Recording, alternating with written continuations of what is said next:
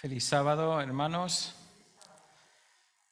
Gracias, Ferran, por esa lectura. Gracias, Alim, por esa historia que nos prepara para este momento tan especial de recuerdos. Yo no sé si tienes grandes recuerdos de tu infancia, pero la infancia está llena de recuerdos, se construye de muchos recuerdos. La vida, podríamos decir que es la suma de una cantidad de recuerdos extraordinarios. Porque las cosas malas, al final, ¿sabéis qué? Solemos olvidarlas. Hechos de los Apóstoles nos relata la vivencia, la primera vivencia de aquella iglesia que después de la ascensión de Jesús al cielo iban a experimentar la primera vez que hacían una santa cena sin la presencia física de Jesús. Y es inevitable acercarse a esta mesa y recordar ese momento tan crucial, ¿verdad? Tan crucial en el ministerio de Jesucristo en esta tierra. Cada gesto, cada palabra, cada mirada estaban llenas de intensidad y de eternidad, porque Jesús quería dejar una impronta en aquellos que iban a comenzar a llevar el legado de Jesús en esta tierra. Cristo quería como dejar una fotografía mental para que fuesen capaces de recordar aquellas cosas que son esenciales en el reino de Dios. Los símbolos que la Iglesia Adventista tiene pocos, son pocos, sencillos, pero están llenos de gran intensidad. Son fácilmente comprensibles. Jesús usó pan sin leudar y vino sin fermentar porque era un símbolo de la pureza de Jesucristo. Y además le añadió, le configuró un elemento más como un memorial. Haced esto en memoria de mí. ¿Cómo sería la primera vez que iban a retomar esta mesa y conmemorar haciéndolo en memoria de Jesús? ¿Qué habría retenido cada uno de sus discípulos? ¿Con qué detalles, con qué palabras se habían quedado impregnadas su mente la primera vez que estaban separados de Jesús? ¿Con qué intensidad vivieron aquel momento?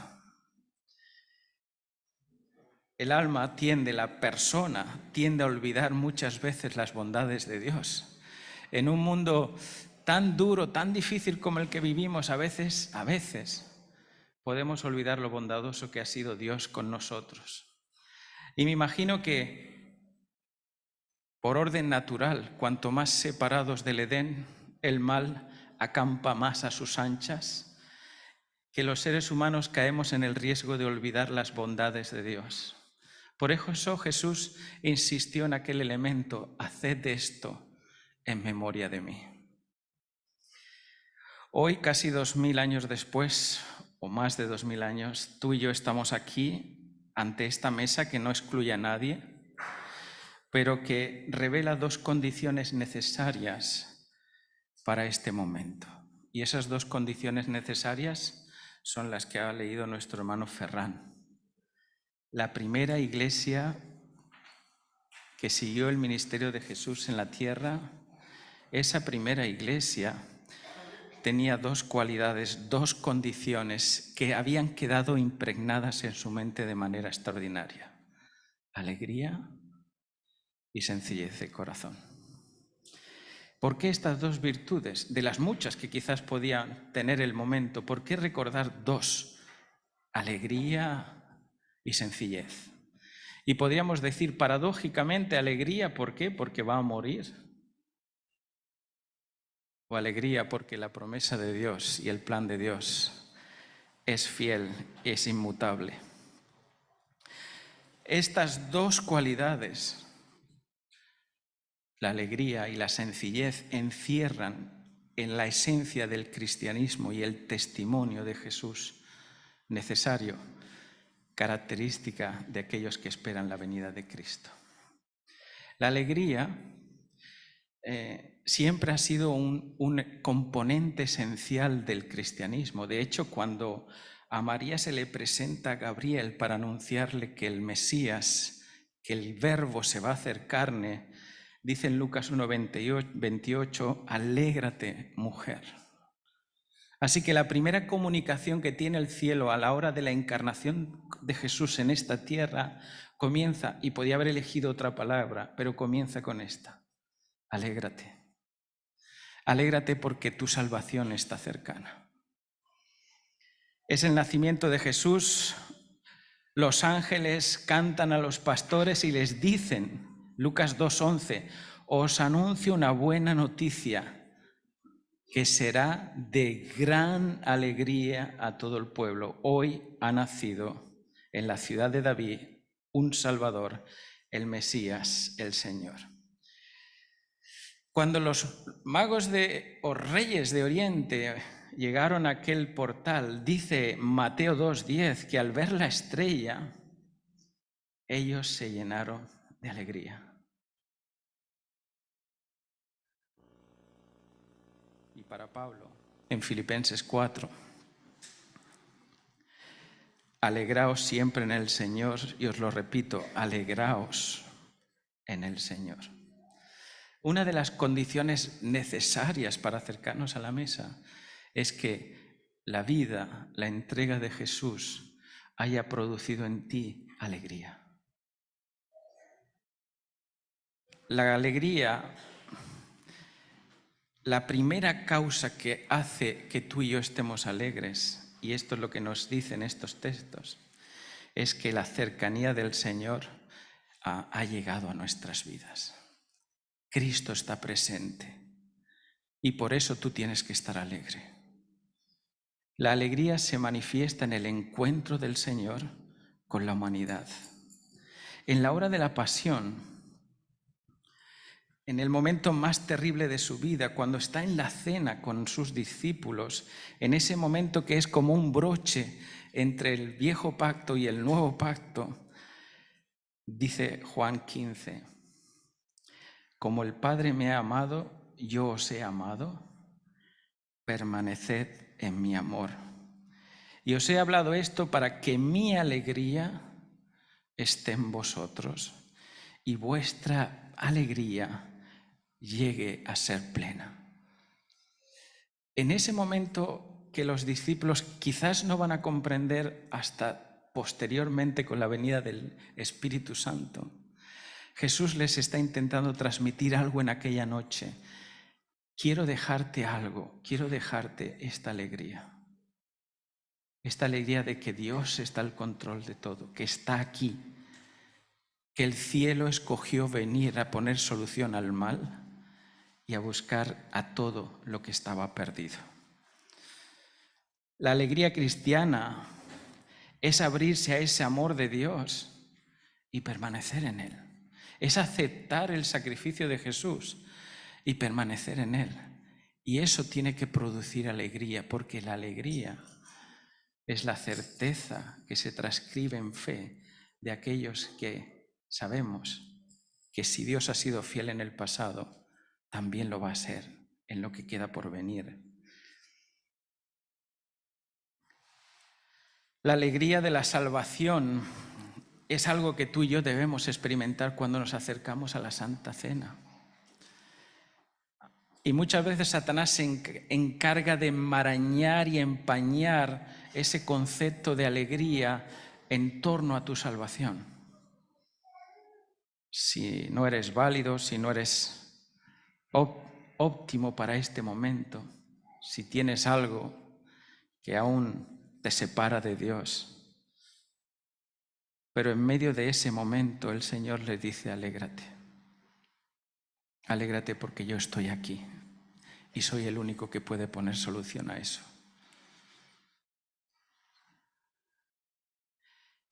Cristo el viviente, el que ha vencido el pecado y el mal y la muerte, se presenta en medio de nosotros y nos dice: paz a vosotros, he resucitado. En medio de esos, en el aposento escondido después de la muerte de Jesús, Jesús se presenta como el resucitado, el Salvador, que vence, que salió venciendo y para vencer, y que les comisiona a un momento de intimidad. Esperad hasta que venga sobre vosotros el Espíritu Santo. ¿Sabéis? La alegría es signo de la presencia de Dios y es también signo de la acción de Dios por nosotros. Porque ¿qué habría sido nuestra vida si simplemente Jesús hubiese muerto y no habría resurrección? La mayoría del mundo evangélico cristiano tiene como referencia una cruz vacía, pero podríamos decir que un Cristo enterrado en una tumba. El gran símbolo que quizás tú y yo deberíamos tener es una tumba vacía, porque Cristo ha resucitado y está en medio de nosotros y nos inspira a acción, algo más que simplemente recibir. Si hace algo esta mesa, es recordarte que para ser verdaderamente alegre tienes que donarte al que está a tu lado. Solo hay alegría plena cuando dejas de mirarte y descentrarte de ti y empezar a mirar al otro. La alegría está íntimamente ligada con el amor y ambos son frutos inseparables del Espíritu Santo, dice Gálatas 5. El amor produce alegría y la alegría es forma de amar, es forma de compartir, así que solos no podemos ser alegres. Solo podemos ser alegres cuando estamos juntos. Y Cristo desafiaba a su iglesia futura y a esta iglesia a centrarnos en aquellas cosas que nos mantienen juntos. Es la alegría de la fraternidad y es el desafío a experimentar esa alegría aún en medio de la diversidad. La alegría es fruto de la fe. Y es fruto de la fe porque Filipenses 4, versículos 5 dice que el Señor está cerca. Sed vosotros sencillos, porque el Señor está cerca. Y eso produce un cuarto efecto en nuestra vida como hijos de Dios. Nos convierte en testigos de alegría, porque el Señor está cerca, y eso es un motivo de alegría.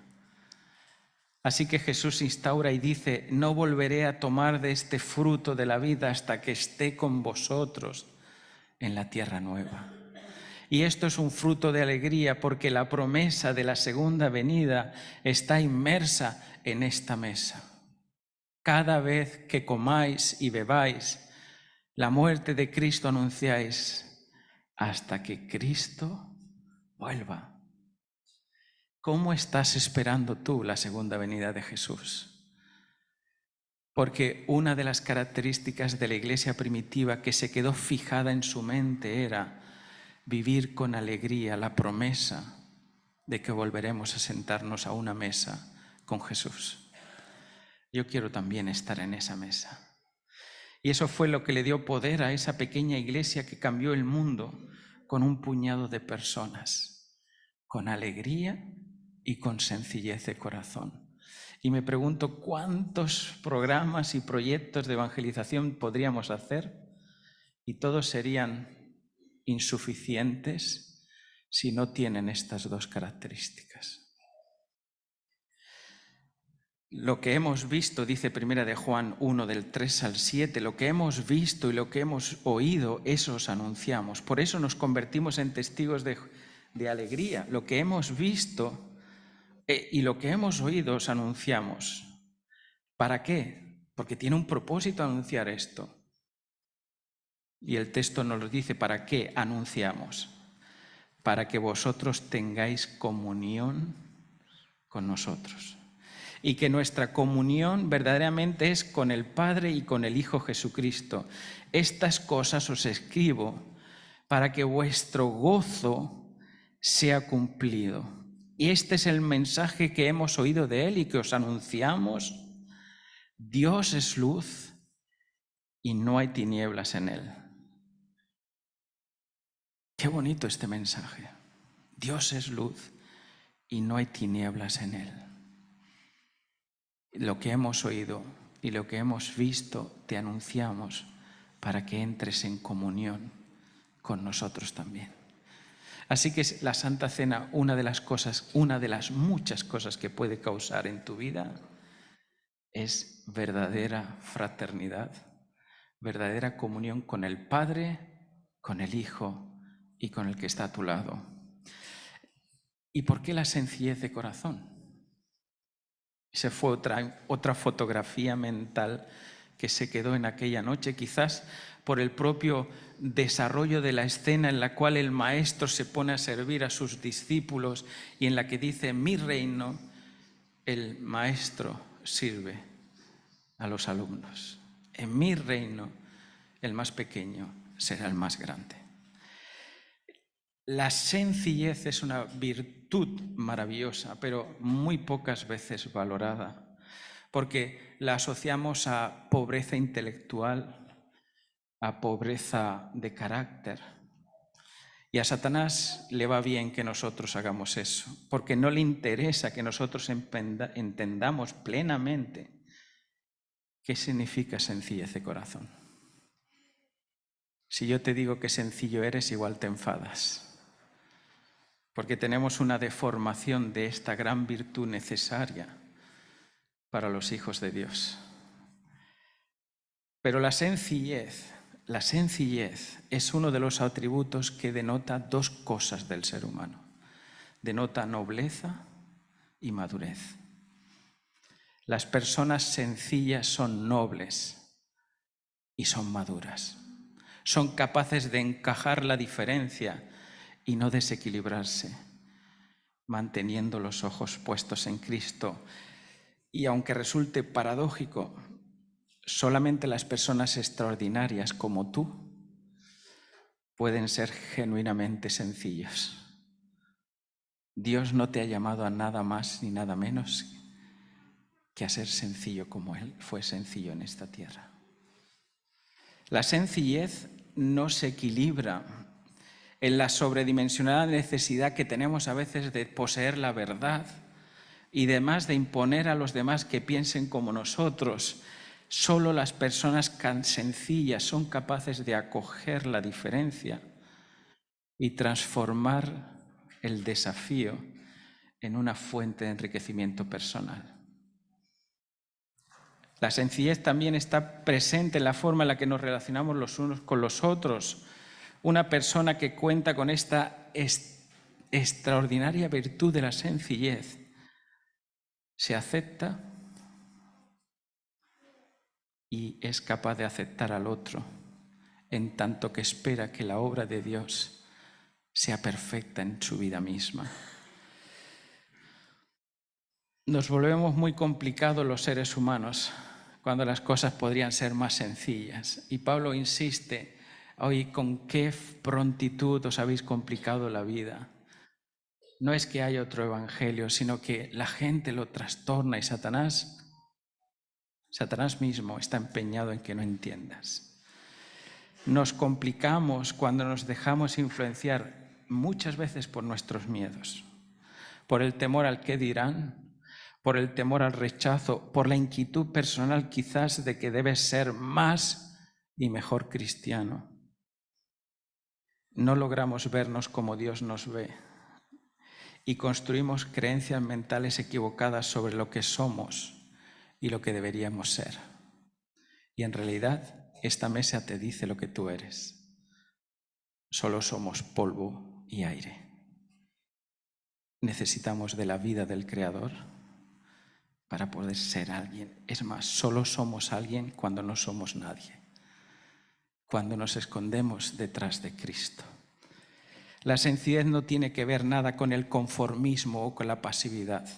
Todo lo contrario, el sencillo es la persona que es natural, que es verdad, que no hay doblez en su corazón, que no tiene una cara y después por otro lado otra. La persona sencilla es transparente. Es más, para encontrar esta clase de personas a veces solamente tienes que cerrar los ojos y abrir el corazón. La mayoría de las veces, si miras con los ojos, quizás no seas capaces de verlo. Y como diría el Principito en su libro, las cosas esenciales no se ven con los ojos, se ven con el corazón. Jesús en Mateo 10:16 nos dice: he aquí os envío como ovejas en medio de lobos. Y ya sabía Jesús que los hijos de las tinieblas son más sagaces que los hijos de la luz en este mundo. Y sabía que nos iba a enviar a un mundo lleno de lobos. Y nos va a dar dos recomendaciones, no siempre bien entendidas. Sed prudentes como serpientes. Y ahí, yo no quiero ser una serpiente. Sed prudentes. Y sed sencillos como palomas. Las dos condiciones no se pueden separar, porque la persona sencilla es una persona prudente. Y una persona prudente es aquella que sabe callar, esperar los tiempos de Dios y dejar que el Espíritu obre con plenitud. ¿Sabéis? Las palomas eran en el holocausto, según Levítico, era la ofrenda más sencilla que podían ofrecer las personas más pobres. De hecho, José y María, cuando van a presentar a Jesús, ofrecen palomas. Y esas palomas que son a veces incautas, que son capaces de meterse en medio de la carretera y en medio de las personas, esperando, confiando en que las personas respondan con esa misma nobleza que ellos. A veces las personas sencillas de corazón se llevan golpes extraordinarios, pero ¿sabes cuál es la virtud de los sencillos? Que no se hunden, que no se deprimen porque el mal acampe a sus anchas, sino que con más intensidad se convierten en testigos de alegría. Romanos 12:17 dice: no paguéis a nadie mal por mal. Los hijos de Dios que nos acercamos a la mesa tenemos que ser alegres porque Cristo está produciendo un cambio en mi vida, y tenemos que ser sencillos, sin doblez, sin rencor y sin raíces de amargura que me puedan privar de la salvación y del propio Dios. Va a recordar Zacarías 4 a Zorobabel: no es con ejército, no es con fuerza que nosotros vamos a hacer esto, es con el poder del Espíritu Santo. Y esta Santa Cena nos recuerda que hay una promesa de alguien que va a estar para recordarnos todas las cosas. Las personas sencillas son aquellas que no tienen doblez, que no se dejan llevar por la malicia, ni son capaces de hablar mal, ni de intentar imponer criterios sobre alguien. Son personas que viven en la bendición de Dios y en el gozo de su presencia, y se convierten en esas personas que te da gusto estar a su lado, porque te llenan de Jesús, te llenan de paz, te llenan de la presencia de Dios. Dice Filipenses 2:14-15: haced todo sin murmuraciones y sin contiendas, para que seáis irreprensibles y sencillos. Mira, qué desafío. No hagáis nada murmurando o por conflicto, o por contienda. Sed irreprensibles, y pone en el mismo parámetro el ser irreprensible como el ser sencillo. Los hijos de Dios sin mancha en una generación maligna y perversa, en medio de las cuales resplandeceréis como luminarias. Qué desafío, hermanos, a la Santa Cena. La sencillez es irreprensibilidad, y en los ojos de Dios solamente los sencillos no tienen mancha. una de las características de aquellos que siguen al Cordero por donde quiera que van, de los 144.000, es que en su vida no hay doblez. Son sencillos, son naturales, son transparentes con Dios. La falta de veracidad en este mundo se revela en hipocresía, se revela en una discordia interior y en una fractura misma con la persona y con los demás. Pero somos llamados a ser luminarias en este mundo en virtud de la sencillez que nos va a hacer irreprensibles. ¿Sabéis? Hay una belleza realmente preciosa en la sencillez de este acto, porque no tiene nada de mágico, es algo sencillo, pero está lleno de sabiduría, de gracia, de inteligencia y de amor. 2 cosas retuvo la iglesia primitiva la noche que estaban en el aposento alto: alegría y sencillez de corazón. ¿Qué vas a recordar tú de lo que pase hoy? Que Dios te bendiga y que Dios prepare este tiempo y este momento para el encuentro con el Señor Jesús.